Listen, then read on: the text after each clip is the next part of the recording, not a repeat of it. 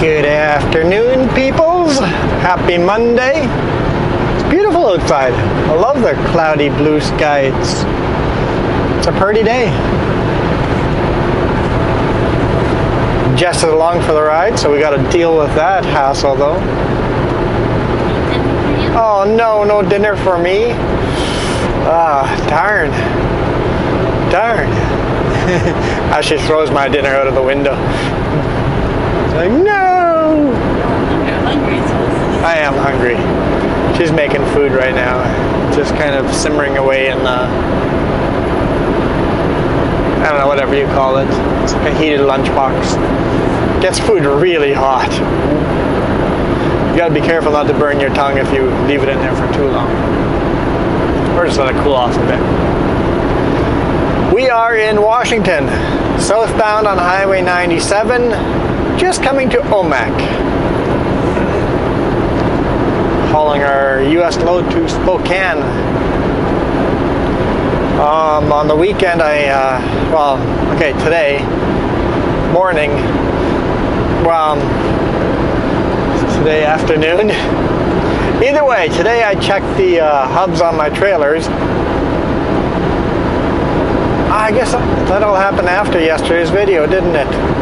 So I got problems with my brand new trailers. I'm like, what's the last video I've done? So on Friday, when I did load secure, I noticed that the front axle of the lead trailer, both sides, the hubs, the oil in there was going completely milky white, which means there's water in the hubs. So let dispatch know, went into the West Kelowna dealership and they just drained the oil out of there and refilled it. Hopefully that's all it was. There was water in there from the manufacturing process and nothing else. The water isn't getting in. So we'll see. Right now it was looking pretty good. So we'll see next time I drive through a rainstorm and see if it goes milky again. If we need to replace a seal or what's going on there. But yeah. So I went into the dealership. They topped it off and he goes, we're going to have to wait half an hour just to get the oil to settle down and make sure it stays there. I'm like, don't worry about it. I will drive home and I'll check it on the weekend. And one of them was a bit low. So these are special hubs. They don't have the rubber seal on the front. You can just pop out and fill up. You need an Allen wrench, a 5/16 Allen wrench. So I went to Lordco and got a 5/16 Allen socket. It's like $16.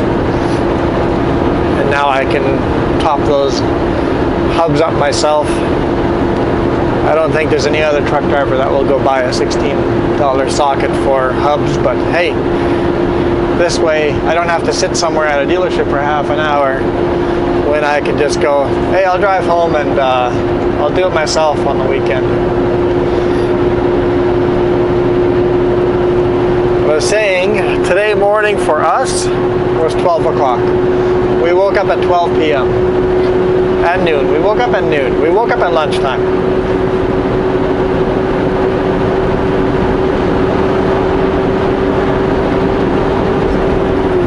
Why did we wake up at lunchtime? We went to a drive-in movie theater yesterday. Watched Lion King and Aladdin. We didn't get home till 4 a.m. The sky was starting to get bright in the east. The sun was starting to come up on that side by the time we got home. So got home at 4, got ready, went to bed. I woke up at 10, looked at the clock, and I'm like, I'll snooze here for a while. And I fell right asleep again and woke up at 12. It's like, good enough. Good enough. And then we had to rush to get everything done. We're running a little bit further behind than I wanted to, but it was worth it. It was fun. Before we went to the movie theater, we hung out with my niece. Went to Tickleberry's, had ice cream. On Saturday we went camping, day camping, with my nephew and sister-in-law. My nephew and brother. Okay. My nephew, my sister, and my brother-in-law. There we go. I got it right that time.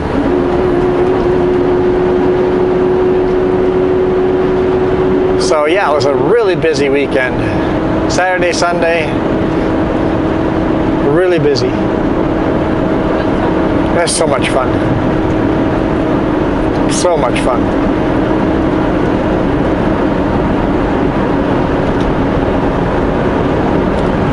Our next fun weekend.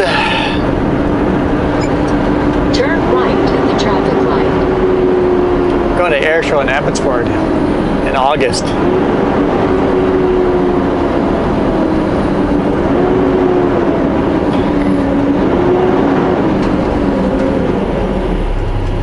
You guys hesitating for me? You guys have it right away. I guess it's better to be safe than sorry. He just totally tripped up the curb.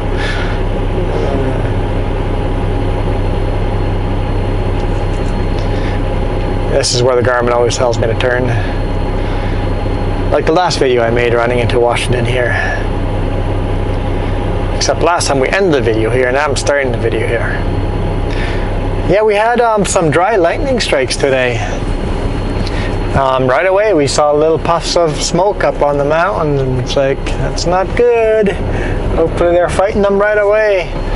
Customs officer said they had seen 3 strikes and smoke right away. It's like,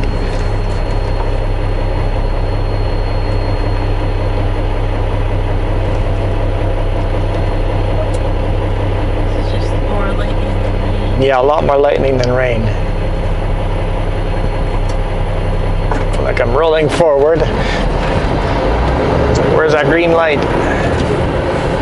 I seem to always get a red light at this intersection, like every single time.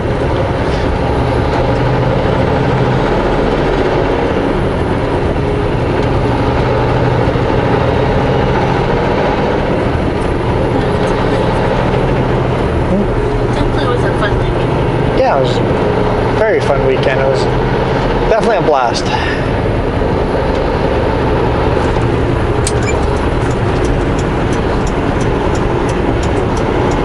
We're pulling over for an ambulance. Ambulance or fire, or looks like an ambulance.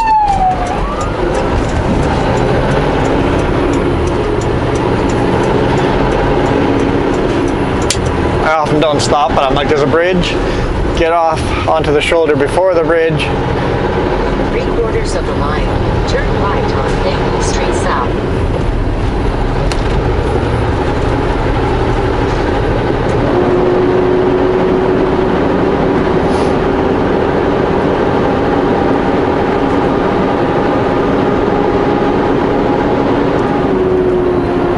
Depending on the road and how much room you can give ambulance emergency vehicles, sometimes I pull onto the shoulder and just slow right down.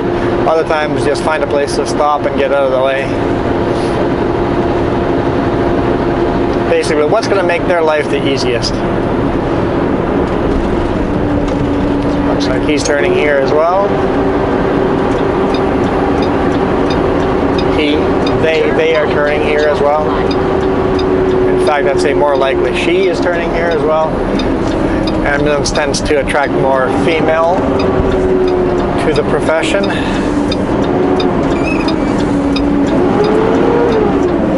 And fire tends to attract more male to the profession. Funny how that works. In 1/4 mile, turn right on Omak Avenue. Having said that, when we were in the fire department in Manitoba, we had, I'd say probably 30% were female in the fire department. It was kind of nice having a good mix.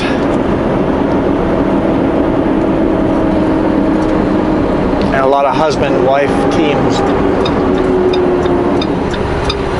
Turn right on Omak Avenue. Which made it a very, very family-friendly type of fire department.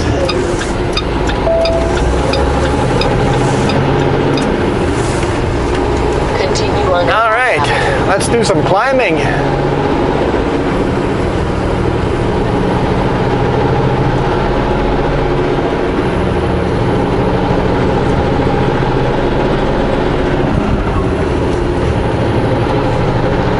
Bigfoot fireworks.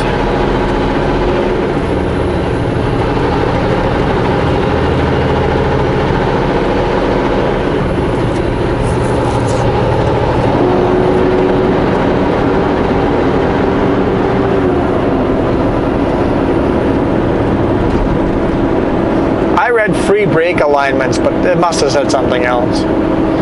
Assessments. Oh, there goes Sheriff. Does that mean the road's closed in front of us? I have a concern now. Just an ambulance, could be anything. Sheriff and an ambulance. Gotta keep an eye on the mirror. Where's the fire department?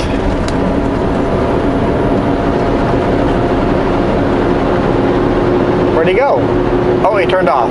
Okay, he turned off the road. Turned left over here on this road.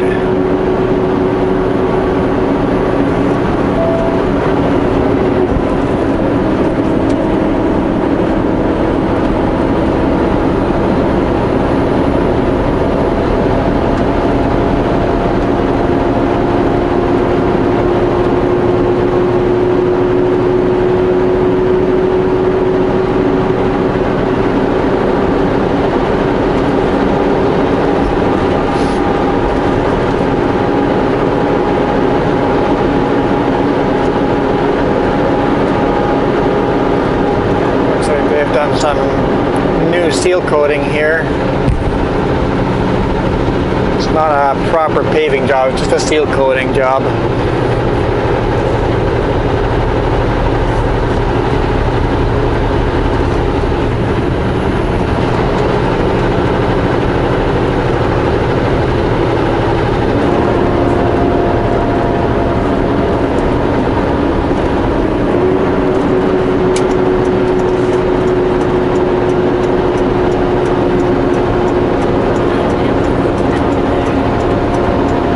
Says the ambulance is down there somewhere. Oh yeah, it's still driving north on that roadway on the east side of the river.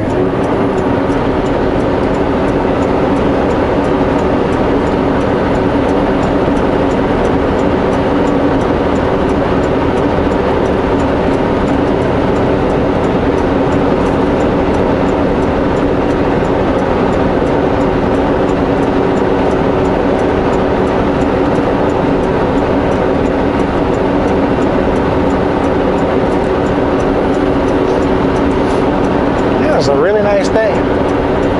I was worried the camping wouldn't work out too well because it was so cloudy. It's like, oh, I hope it's not going to rain, but it turned out absolutely gorgeous. Mosquitoes didn't turn out too bad at all. Nephew caught 5 turtles, painted turtles. Caught and released them because they are endangered species. Got some pictures with him. Did you send those to? Did you send them to him? Yeah, so you can have those pictures. Cool. Yeah, it was all in all really, really fun. Yeah, did some quadding. Jess did some quadding. I went up some very steep embankments with Jess. Jess and I both on the quad. So you got 2 adults on the quad, climbing a steep embankment, and the front tire starts skipping up a little bit. I'm like, yeah, that's about as steep as you want to get. It's like, any steeper, we're rolling over.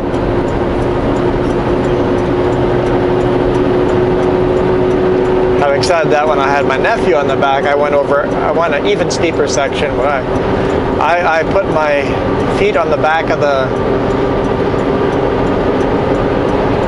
basically where the passenger puts their feet, put my feet there, leaned way forward over the front handlebars, and my nephew's pretty light, so up we went, and front wheels didn't bounce up there, but it was a steep section. It's like, you do not want to let off the throttle on that. You're in all sorts of trouble. Just, you've committed, you go. And he was just laughing away, loved it. I let him drive a little bit of it, and not the steep section, but I let him drive a sketchier part, and we didn't have four-wheel drive on to go over the cattle guard. It's a pretty steep cattle guard, and it spun out, so he hit the brakes, and right away the front wheel came up in the air, and we slid sideways. So like, perfect time to do a lesson of what not to do. What happens if you have committed and you have failed and you hit the brakes? Don't hit the brakes. Just let yourself roll back and try to maintain control rolling back. Hitting the brakes will be a rollover so fast. And I showed him how dangerous side hilling was. It's like, you never want to be going side hilling, how tipsy it gets. So I'm trying to teach him, if I'm going to show him the reckless, fun, dangerous driving uphill, let's teach him the lessons of what could go wrong when you do what I just did. You have to calculate and plan. What I just did must be calculated and planned before you do it, or else you are in a lot of danger.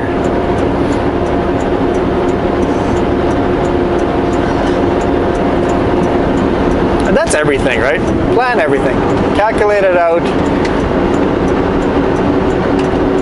You don't have to math it out exactly, but kind of go, okay, that's how steep that is. I know what the limits are. I know what the limits of this machine is. I know how gravity works, center of gravity on the vehicle.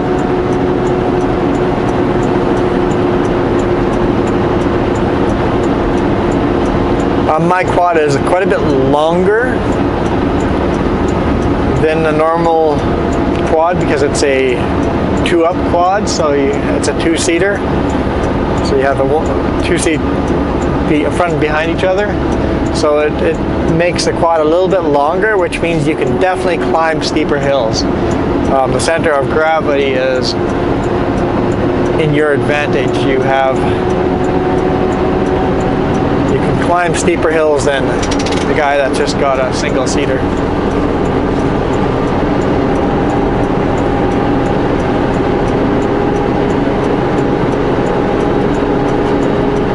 So it does give you advantage to climbing some of those hills.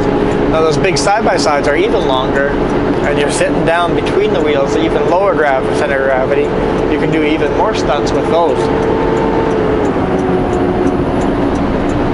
Now the side-by-sides, do they have a rear brake and a all-four wheel brake? Because that'd be handy to have. I don't know if the side-by-side has.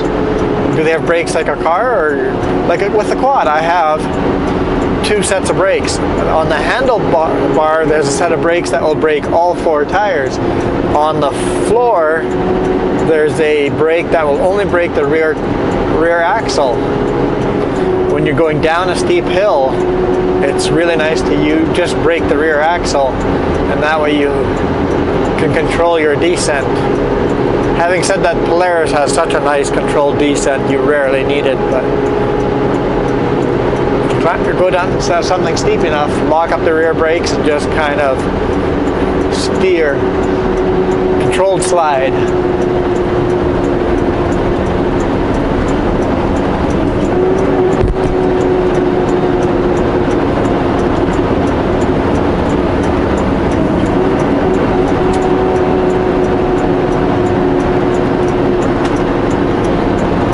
Climb, baby, climb, climb.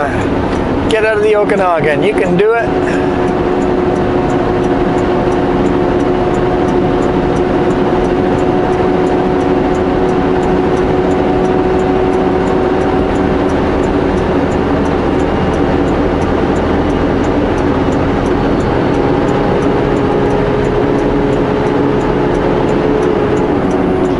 You're enjoying your Dr. Pepper?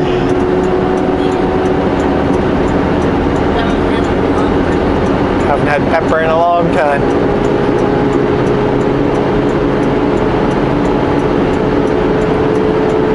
Oh my god, because there was a lot of everything else.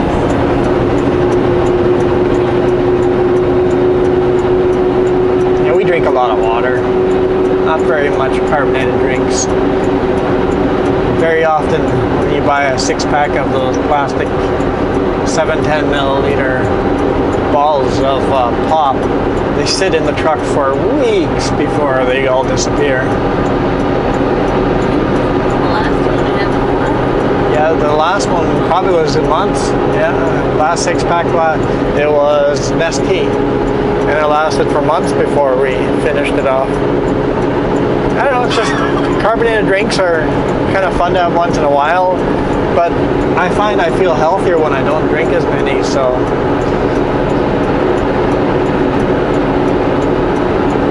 My diet is what makes me feel healthy. I don't care what weight I am. I really don't care if I'm 170 or 230.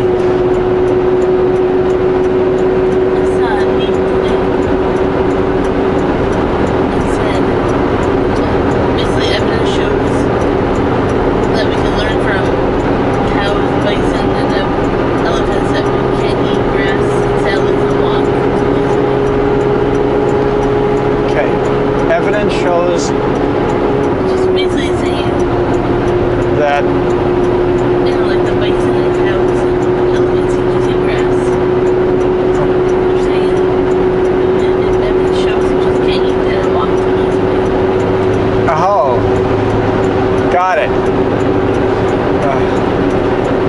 The evidence of cows and bison shows that walking and eating grass does not make you lose weight because cattle is fat. Really, and elephants too, yeah. They're huge animals, and eating grass and walking isn't gonna do the trick. So eating healthy and walking isn't gonna make you skinny.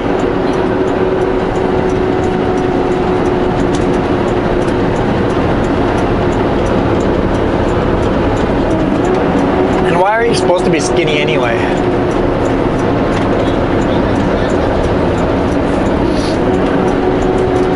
The zombies come, the skinny people are going to die first because they're going to be hungry.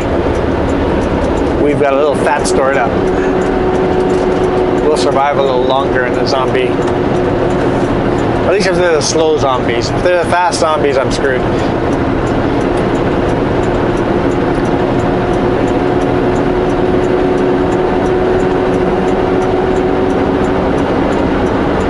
Getting close to the top.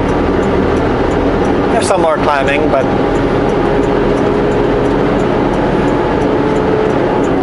ow, don't do that. Oh, that was close. That car was behind me, and this car was behind that car. And the brown car started passing the gray car, and the gray car did not look in the mirror to pass me, not realizing that they almost smashed into the side of the brown car. It's like, if you're the first person behind a slow vehicle, don't assume you're the only one thinking of passing. The guy behind you might decide to pass you and the big rig.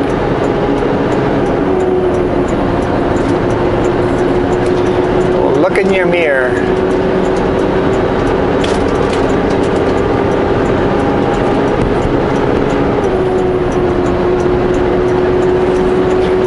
So I gotta find another scale. Gotta find more scales. I'm hoping I'll find a scale that I'm empty at. I gotta find out what I weigh empty now that I got the trailers. They're not super organized, but the weight is where it's going to be. So now I can weigh myself empty somewhere. I'll be able to tell how much weight I can load. Right now I don't know what my empty weight is, so I'm pretty sure us heading to Spokane, when we load, I would predict that we're going to load at concrete central premix and get concrete blocks, and they're going to want to know my empty weight, and I don't know the answer to that.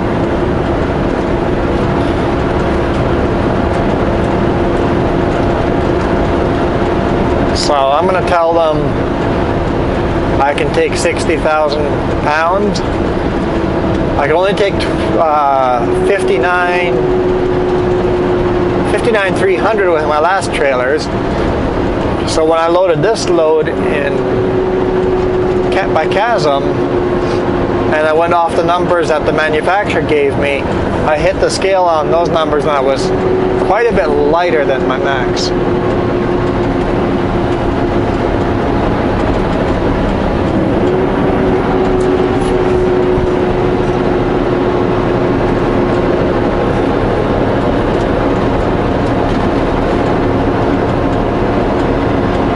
So I'm thinking I can take at least 60,000 pounds in the US. It might be more than that, but I'm going to say 60,000. That's more than I loaded this time. And then we'll hit scales again and then see if that's accurate, if I'm still good.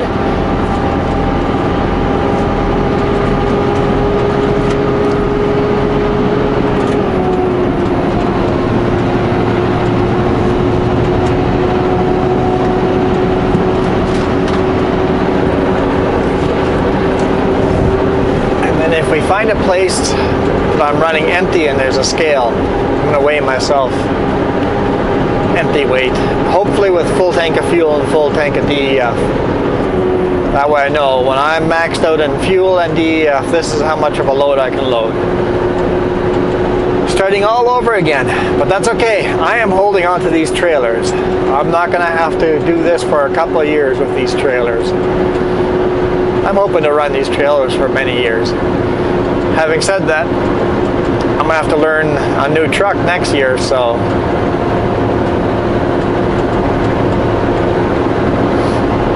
but at least I'll learn these trailers. I don't have to relearn the truck at least, but my truck PSIs, I still know those, so it's just the PSIs on the trailers. So I got this spreadsheet, I just deleted the trailers right out of it and punched in the numbers for this load. My lead was at 52 PSI and I had 16,450 on it. And my pup was at 60 PSI and I had 1340 on it. Okay, 164. No, that's not right. Oh yeah, 13,000 and 4, whatever. I was light. I was light. And my gross weight, I was 47,000 kilogram. Just over 47,000 kilogram. And I can go to 47,800 kilogram.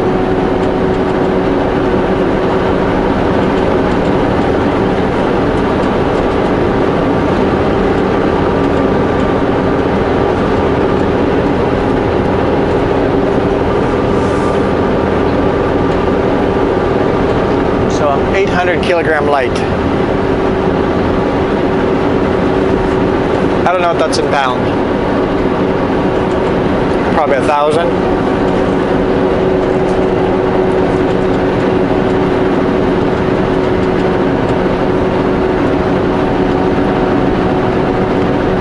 Oh, it's got to be more than that, right?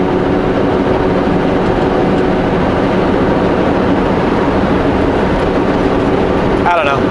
I'm not good at conversions. I'd have to Google it.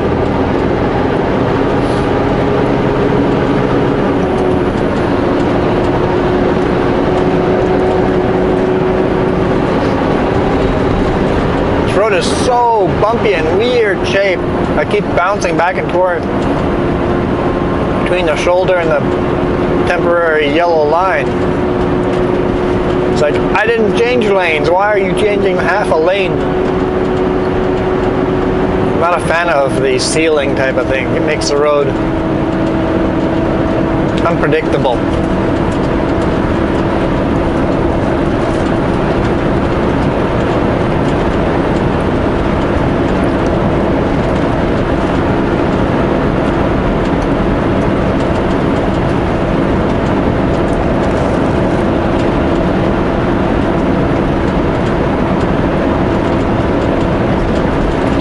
I swear I'm not drunk.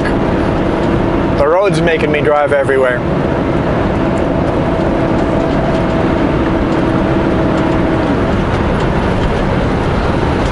Gotta really pay attention, that's for sure.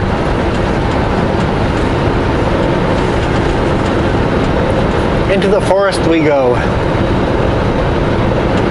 It is a beautiful day. Absolutely beautiful.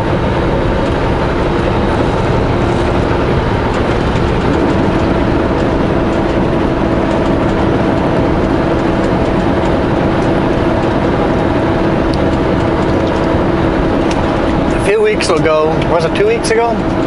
I was talking about all the lumber mills shutting down in Canada.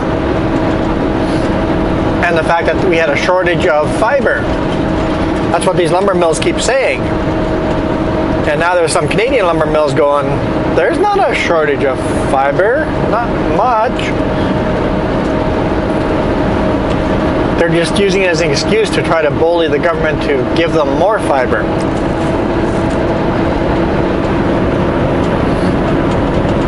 So all the lumber mill shutdowns, like some mills are permanently closing.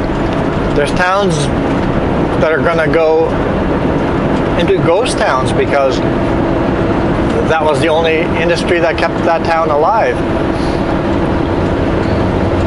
So basically they're playing politics with people's lives. And every single lumber mill that has slowed down, shut down for a week or two, or permanently shut down is not a Canadian lumber mill. Every single one of those lumber mills is an American lumber mill where they get the majority of their lumber in the USA. So of course, if you're going to slow down your lumber mill to get the lumber prices up, you're going to pick lumber mills not in your own country, right? I think it's time for BC to give more fiber to the local lumber mills, British Columbia lumber mills, help the local companies, the ones that actually have some interest in the local communities, give them more fiber.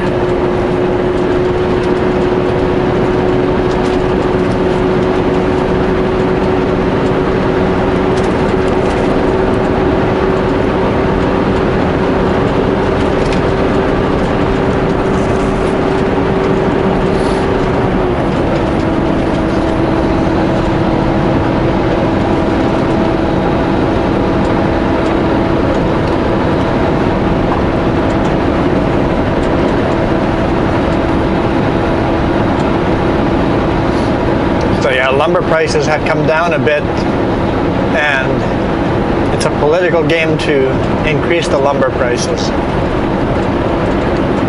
And if you're an American company with the tariffs that Trump has put in place, it is a lot less profitable for those American companies to bring lumber in from Canada to the US.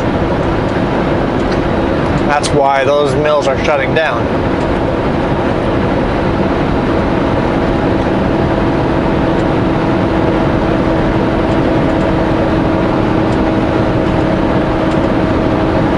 Makes sense. I get it's all about the bottom line. It's not the U.S. lumber mill's fault. It's the British Columbia government's fault for allowing lumber mills to take advantage of laws like that. Of course they're going to. It's their job to do that, to make the most money they can. It's a job of every company to make the most money they can.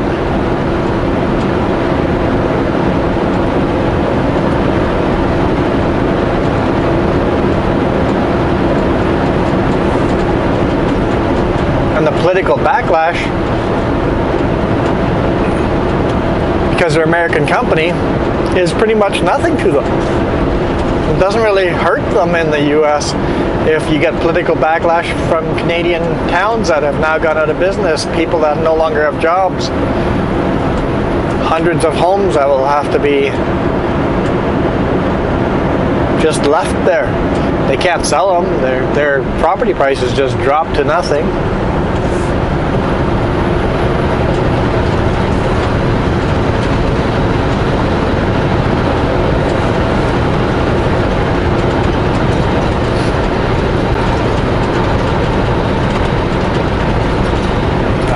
company out shut down. It gets all sorts of backlash in British Columbia. They're going to hurt all over British Columbia. So it's definitely interesting. Definitely interesting. The way laws are written, it's expected to happen like that.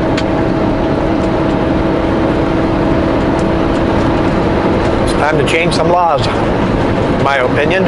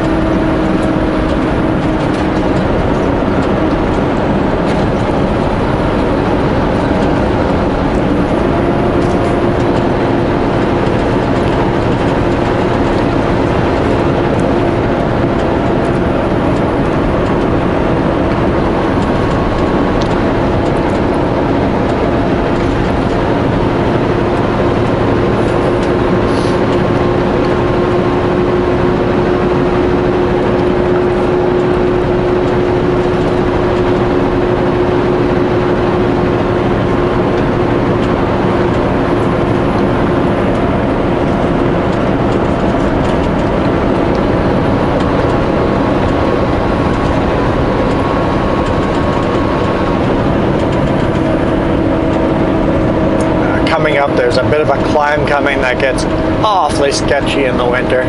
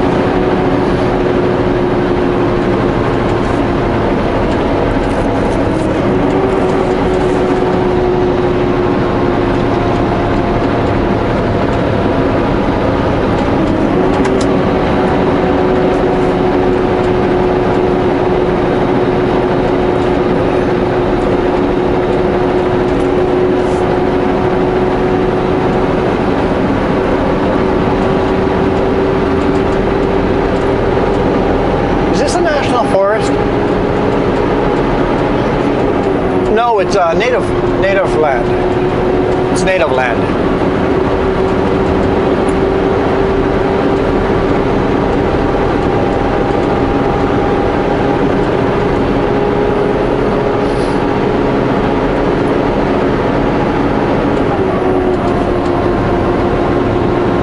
Yeah, I remember the native reservation over here, yeah. That's why it's being protected. There's still nice forest here and not developed. It's really beautiful. I always enjoy driving through this.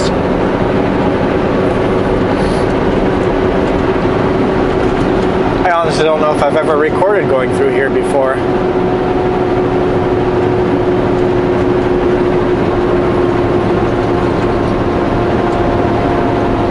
Because it's one of those boring sections of me climbing uphill for a long time.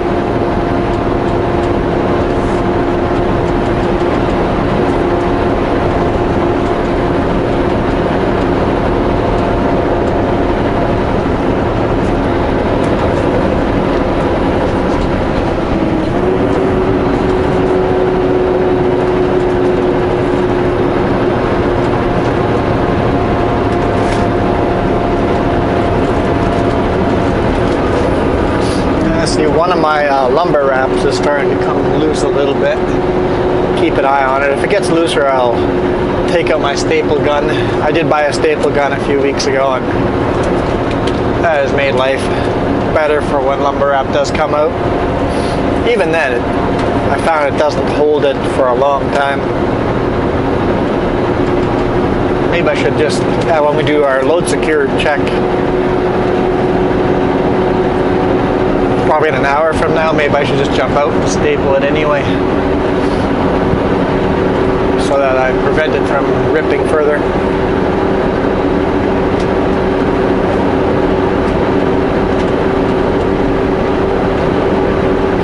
According to my GPS, we're 22 minutes further behind schedule than I wanted to be.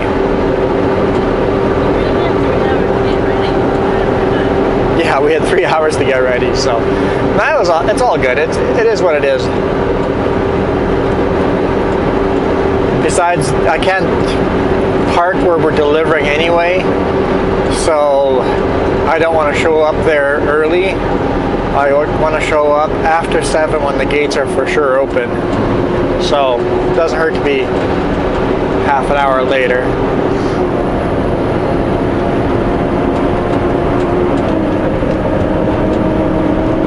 I can't sleep anywhere very near to the location, so I'm going to sleep probably 5 or 6 blocks away. I know a place there that I've slept before, so we're gonna go there. Spend the night there, and then it'll only be a few minutes away.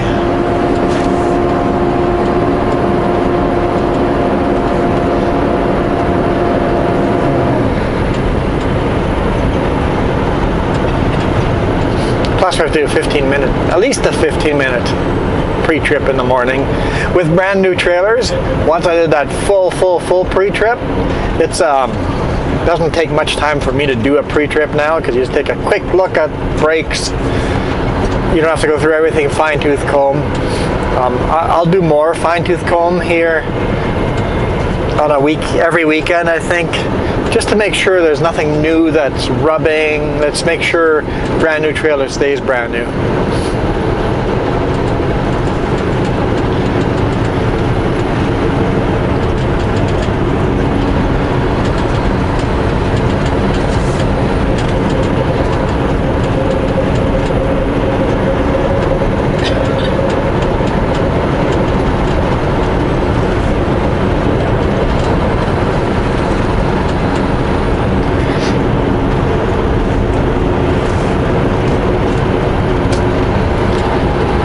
Love these rocks, big rocks, slid down.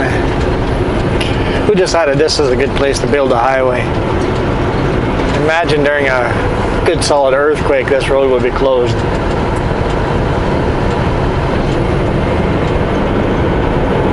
It's on both sides. There's rock slides on both sides.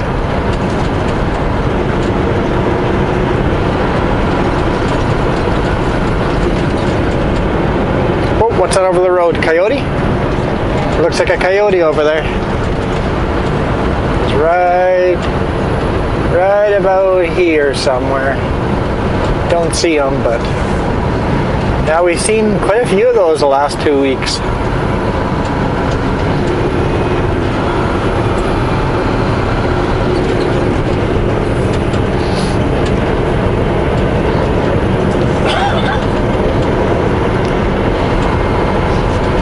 Nobody behind us, so I will not use the shoulder lane. That's kind of hard to tell where the shoulder lane is anyway. It's this sealer on here. BMW Sport Adventure bike. I think I would like one of those. They're just too expensive for my budget.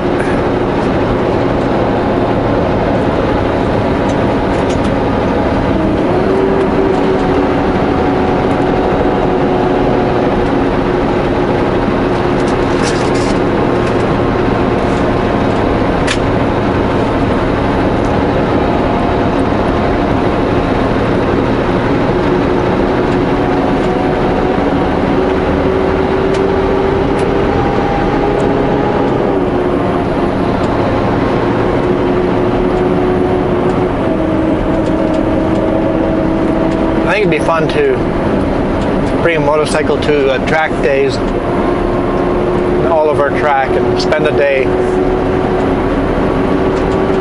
racing that track, just to get learn your motorcycle, learn how far you can push it before you wipe out.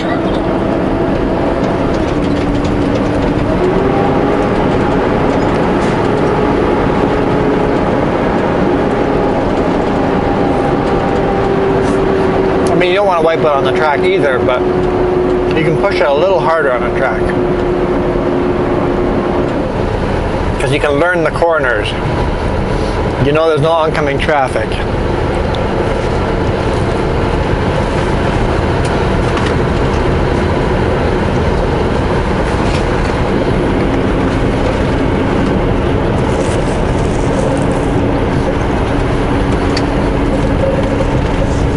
I don't know how much money it would cost to go on a track for a day, but it can't be cheap.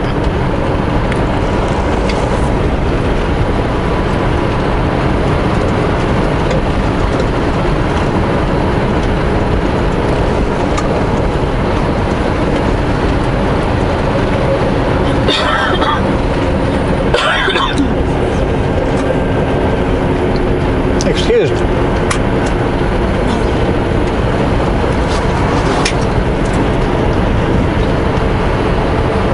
Wildlife crossing. No, sir, that sign is wrong. Wildlife crossing was a little back.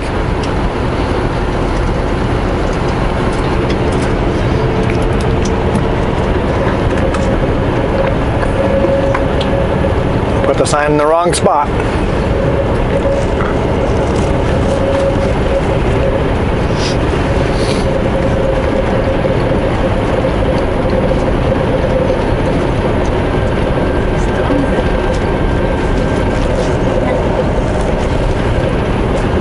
Are we? Where? That looks like they want to. Maybe. They don't look like they're gonna rain though. Maybe just dry lightning.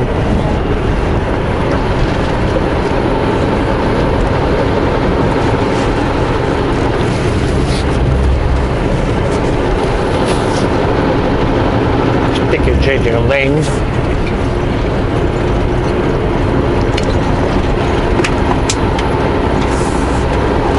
Like it when the truck decides to change lanes. I'm like, well, there's nobody coming, I'll just keep going. Won't make a correction, but stay on my side of the road, please.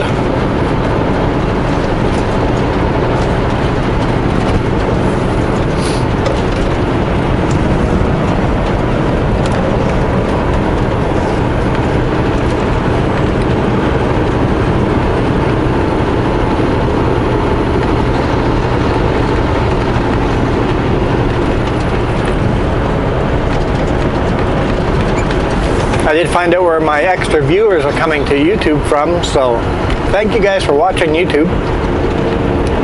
Apparently our HR department is sending new drivers to my YouTube channel now. You want to know what it feels like driving for Sutco? On over the road, highway division? Watch my videos. Thanks for that. And I need you guys to keep me in check. Keep me positive. If you start hearing me becoming a negative trucker, remind me, hey, what happened to the positive driver? No more yelling at IRL how incompetent someone is or not. They make mistakes too.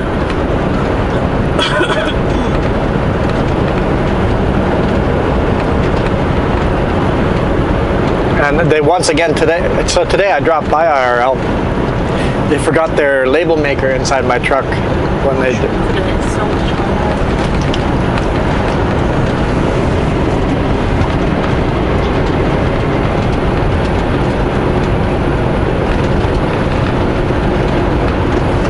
So I returned their label maker, and they apologized. Different person at the service desk, and they really apologized for forgetting. I'm like, probably one of those things that you put everything together, go for a coffee break, and forget that you didn't tighten that one thing.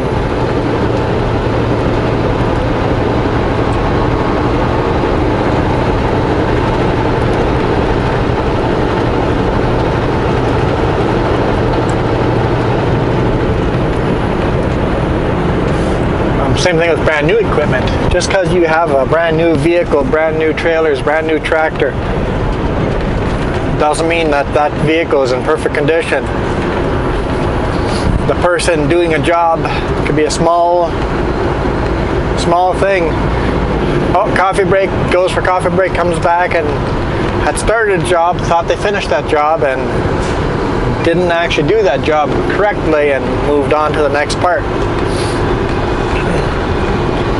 That's why we have warranties. Brother-in-law is a heavy-duty mechanic and said he had a deal with one where a diesel I guess like a heating, can't even think of the name of it now. It's like a spark plug, but it's a heating plug to warm up the engine before starting it up. It looked like someone started drilling the hole to put the plug in, but forgot to finish drilling the hole and actually put the plug in. Like, okay, we'll have to finish drilling the hole and put a plug in. So mistakes can be made everywhere.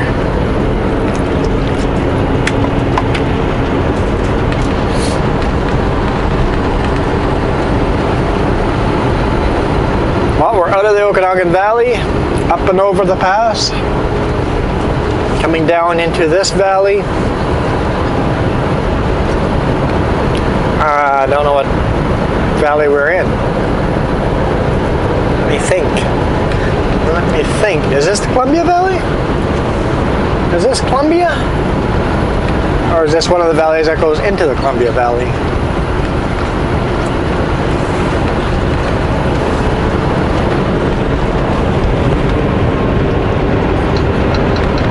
Garmin zoom out.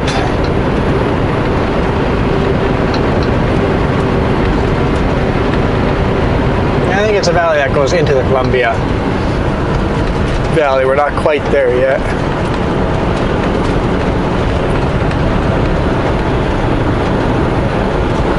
Columbia River is a little further south of us.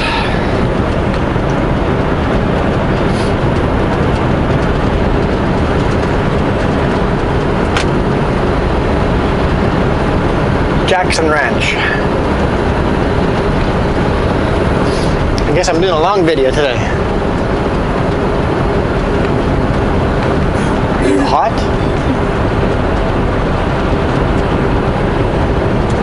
I'm kind of warm.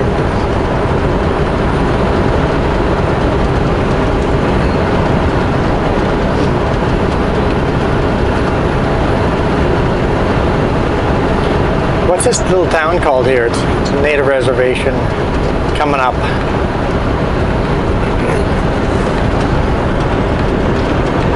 It's part of the 12 tribes.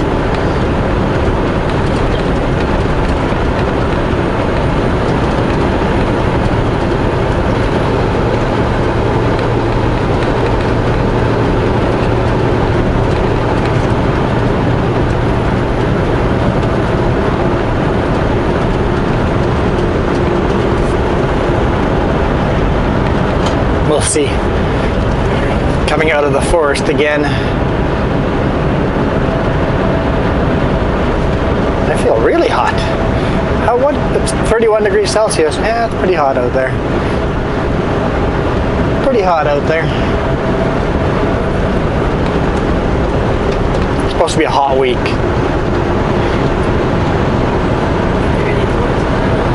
34 tomorrow. Yeah, it's going to be a hot week. I hope I don't get any tarp loads. I really hope I don't get any tarp loads because it'll be just sweating. I'll be soaking wet from sweat if I have a tarp load. That's hard work to do in hot weather.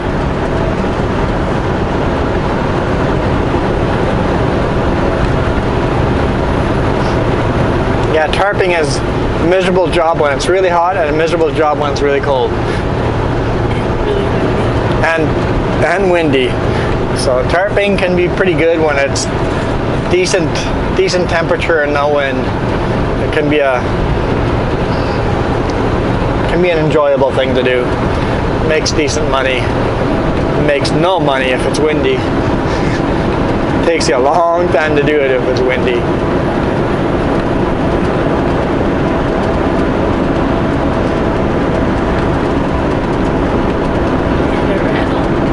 You've got a rattle? Yeah, there's rattles all over. This truck's getting old. I know, it's only 3.5 years old. Not even 3.5 years old, and I'm calling the truck old.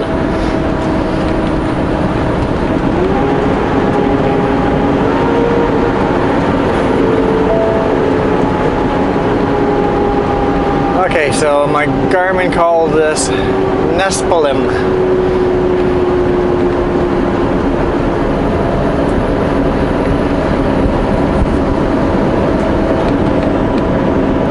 N-E-S-P-E-L-E-M.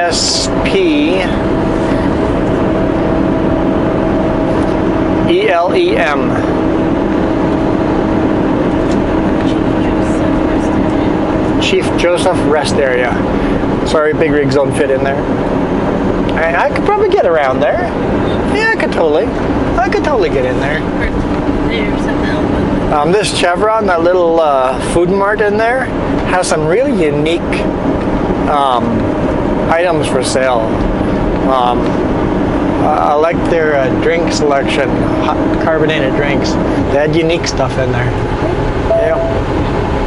It's been many years since I've been in there, but when I was in there, it was unique. I'm like, hey, we haven't seen anything like this for like 20 years. This is old pop. Where are you getting stuff like this?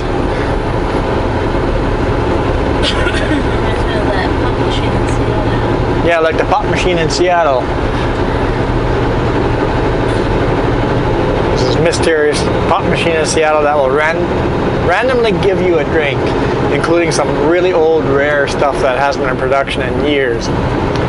Anyway, thank you guys for watching. Hit the thumbs up if you enjoyed. We'll see you guys tomorrow. No idea what I'm doing tomorrow. That's what makes life so entertaining. Living on the edge. Don't forget to hit that little bell button if you want to actually get notified of every video I post, because I post a video every single work day. I was going to say every day, but not all weekends. This weekend I didn't because, well, we were having way too much fun.